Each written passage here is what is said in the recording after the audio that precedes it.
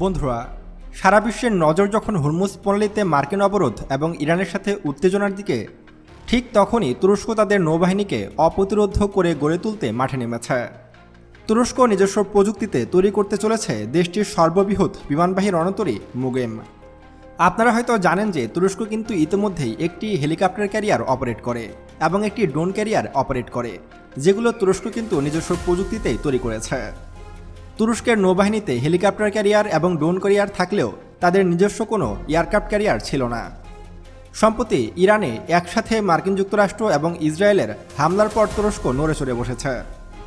কারণ ইসরায়েলের president Benjamin নেতানয়াহু ওপেনে ঘোষণা দিয়েছিল যে ইরানের পরে তাদের দ্বিতীয় টার্গেট হতে চলেছে তুরস্ক। কারণ তুরস্ক অর্থনৈতিকভাবে এবং সামরিকভাবে ব্যাপক শক্তিশালী রাষ্ট্রে পরিণত হচ্ছে, যেটা ইসরায়েলের কখনোই পছন্দ নয়। যে কোনো সময় তুরস্কেও হামলা করতে পারে ইসরায়েল। আর এবার ইরান থেকে শিক্ষা নিয়ে তুরস্ক মূলত তাদের প্রথম বিমানবাহী রণতরী তৈরি করতে চলেছে। তুরস্কের তৈরি এই বৃহদাকৃতির রণতরী মুগেম কতটা শক্তিশালী হবে এবং এতে কী ধরনের অস্ত্রশস্ত্র যুক্ত থাকবে, এবং তুরস্কের নির্মিত এই এয়ারক্রাফট ক্যারিয়ারটিকে কেন ইসরায়েল ও মার্কিন যুক্তরাষ্ট্র ভয় পাচ্ছে, সে সম্পর্কে বিস্তারিত আলোচনা করা হবে সায়েন্স বিডির আজকের ভিডিওটিতে। তাই আজকের এই ভিডিওটি অনেক বেশি গুরুত্বপূর্ণ এবং ইনফরমেটিভ হতে চলেছে। তাই ভিডিওটি মনোযোগ সহকারে একদম শেষ পর্যন্ত দেখতে থাকুন। তো চলুন শুরু করা যাক। বন্ধুরা, এতদিন আমরা মার্কিন যুক্তরাষ্ট্র, রাশিয়া এবং চীনের হাতে এয়ারক্রাফট ক্যারিয়ার দেখে এসেছি।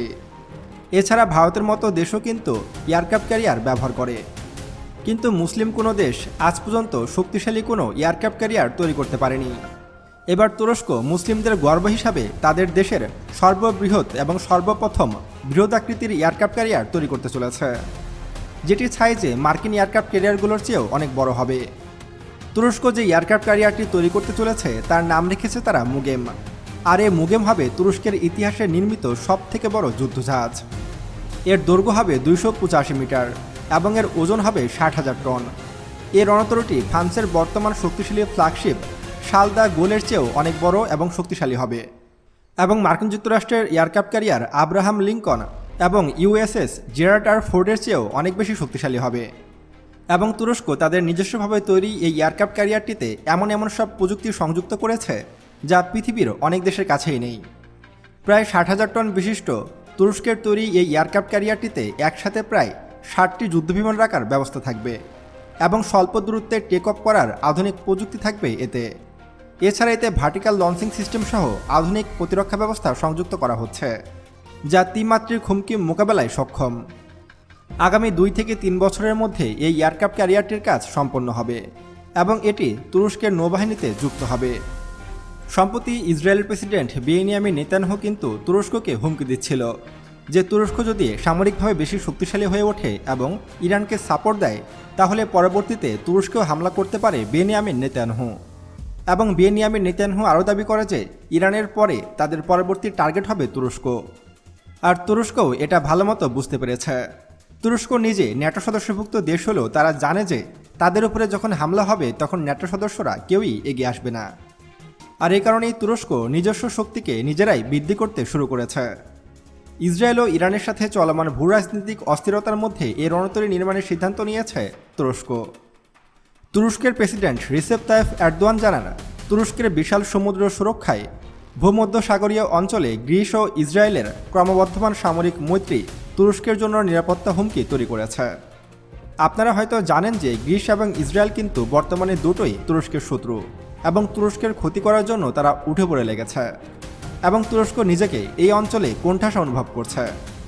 এমন পরিস্থিতিতে মুগেম কেবল একটি যুদ্ধজাহাজ নয়, বরং তুরস্কের শক্তির এক বড় কৌশলগত লিভার হিসেবে কাজ করবে। তুরস্কের সাবেক নৌ অ্যাডমিরাল ইয়াঙ্কি বাসিওল জানান, এ প্রজেক্টের পরিকল্পনা অনেক পুরনো হলেও 2017 সাল থেকে এর বাস্তব কাজ শুরু হয়।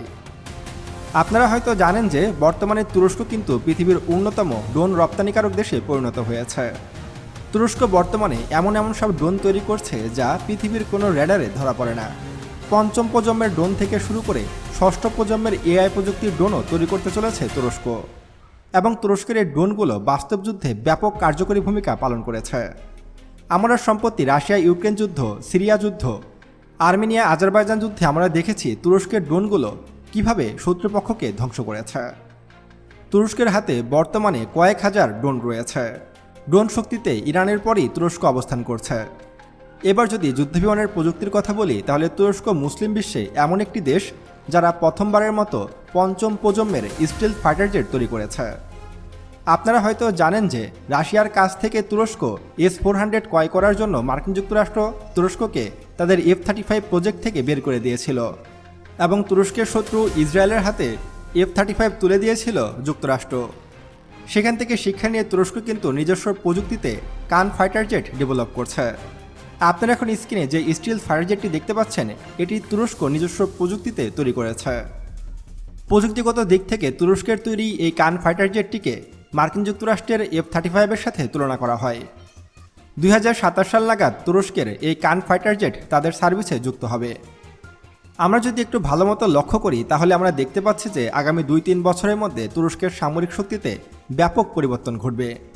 2030 সালের মধ্যে তাদের বাহিনীতে যুক্ত হবে সবথেকে বড় এয়ারক্রাফট ক্যারিয়ার মুগেম, যার ওজন হবে 60,000 টন। শুধু যে এই এয়ারক্রাফট ক্যারিয়ারই তুরস্কের বহরে যুক্ত হবে তা কিন্তু নয়, এর পাশাপাশি আরও একটি হেলিকপ্টার ক্যারিয়ার তৈরি করছে তুরস্ক, যেটি তাদের বহরে যুক্ত হবে 2028 সালে।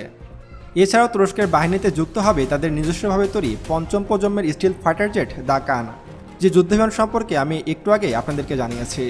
এই যুদ্ধবিমান ছাড়াও তাদের হাতে আরও বেশ কয়েক মডেলের ড্রোন যুক্ত হবে 2030 সালের মধ্যে, যার মধ্যে উল্লেখযোগ্য হল মাইরাক বাইরাক্তার। এটি একটি লং রেঞ্জের দূরপাল্লার ড্রোন সিস্টেম, যেটির রেঞ্জ হবে প্রায় 16,000 কিলোমিটার এবং এটি টানা 36 ঘন্টা আকাশে উঠতে পারবে। এবং এই ড্রোনের সাহায্যে তুরস্ক কিন্তু সরাসরি যুক্তরাষ্ট্রের ভূখণ্ডেও হামলা করতে পারবে। এছাড়াও 2030 সালের মধ্যে তুরস্কের বহরে যুক্ত হতে চলেছে typhoon block 4 hypersonic ballistic missile. তুরস্ক দীর্ঘদিন ধরেই কিন্তু হাইপারসনিক ব্যালিস্টিক মিসাইল নিয়ে কাজ করছে।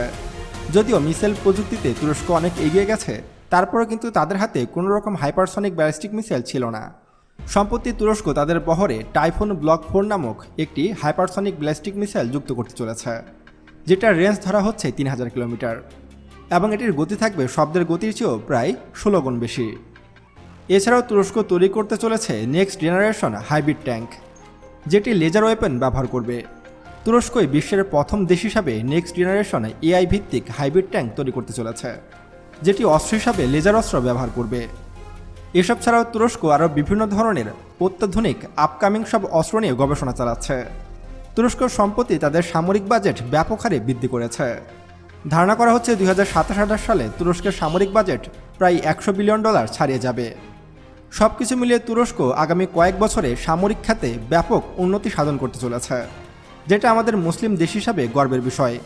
আমরা বাংলাদেশিরা শুধু পারি অন্যান্য মুসলিম দেশ কী তৈরি করছে সেগুলো নিয়ে গবেষণা করতে, কিন্তু আমরা নিজেরা কিছু তৈরি করতে পারি না। যদিও কিছু ক্ষুদে বিজ্ঞানী বাংলাদেশের সম্প্রতি মিসাইল তৈরির চেষ্টা করছে। বাংলাদেশ থান্ডারবোল্ট নামক শক্তিশালী এক ধরনের মিসাইল তৈরির চেষ্টা করছে। সে সম্পর্কে জানতে আমাদের এই ভিডিওটিতে ক্লিক করুন। তো দেখা হচ্ছে পরবর্তী ভিডিওতে। ততক্ষণ পর্যন্ত সুস্থ থাকবেন, ভালো থাকবেন, আল্লাহ হাফেজ।